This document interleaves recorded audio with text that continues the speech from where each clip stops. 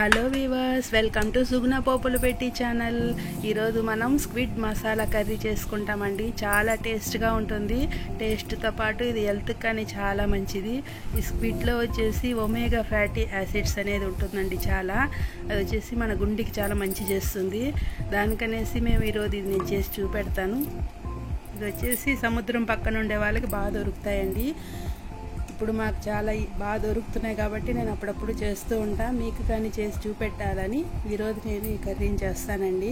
Okay, ఇది ఎలా చేశానో చెప్తాను చూడండి. మీరు చేసి చూడండి. ఇట్లనే ముందుగా కడాయి పెట్టుకున్నానండి. స్టవ్ ఆన్ చేసుకొని కడాయిలోకి ఆయిల్ వేసుకున్నాము.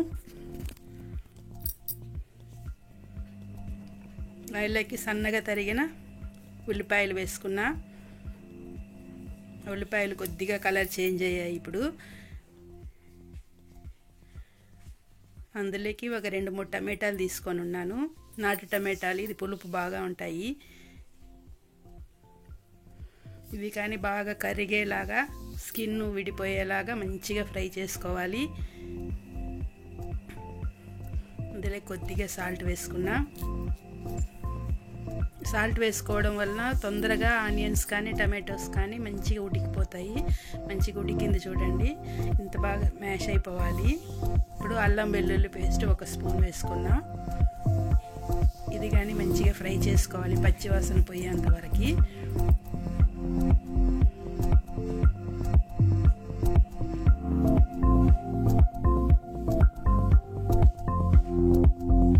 ఇప్పుడు ఇందులోకి మసాలా వేసుకోవాలి కదా. మిర్చి పౌడరు, ధనియా పౌడరు, పసుపు వేసుకున్నాను. దీన్ని బాగా ఫ్రై చేసుకోవాలి పచ్చివాసన పోయేంత వరకు.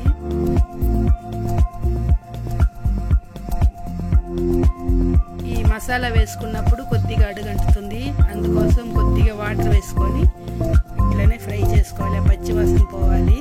ఇందులోకి వచ్చేసి మిరియాల పౌడర్ అయినా వేసుకోవచ్చు. నా దగ్గర ఈరోజు చికెన్ పెప్పర్ మసాలా ఉంది, అది వేస్తున్నాను. మీరు కావాలంటే మిరియాల పౌడర్ వేసుకోవచ్చు.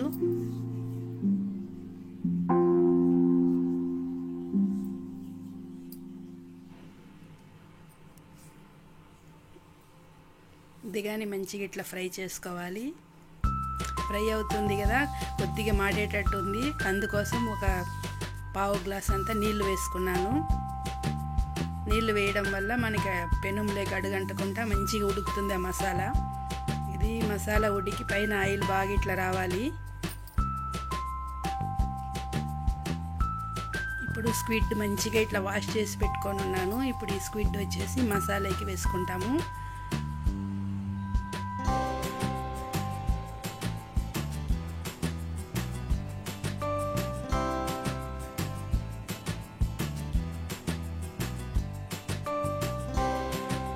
మంచిగా ఇట్లా ఫ్రై చేసుకోవాలి. ఇప్పుడు స్క్విడ్లో వాటర్ వస్తాయి. ఆ వాటర్తో మంచిగా వేగుతుంది. ఇంకా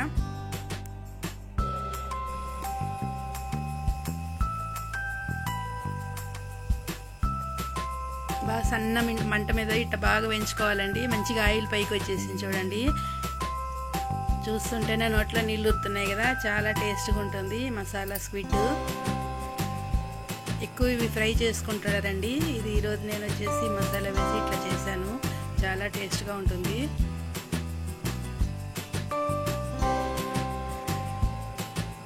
ఇందులోకి కరివేపాకు ఇట్లా కట్ చేసి వేసుకున్నా.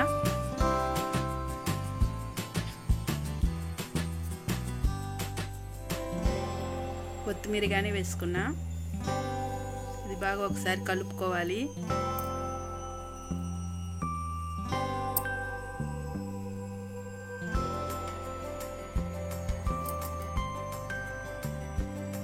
మన స్క్విడ్ మసాలా కర్రీ రెడీ అయిందండి. ఇంకా సర్వ్ చేసుకొని అన్నం లేకైనా చపాతీ లేకైనా తినేసుకోవచ్చు. చాలా బాగుంటుంది. ఇది మీరు ట్రై చేయండి. మన ఛానల్ సబ్స్క్రైబ్ చేయండి, లైక్ చేయండి, మీ ఫ్రెండ్స్కి షేర్ చేయండి.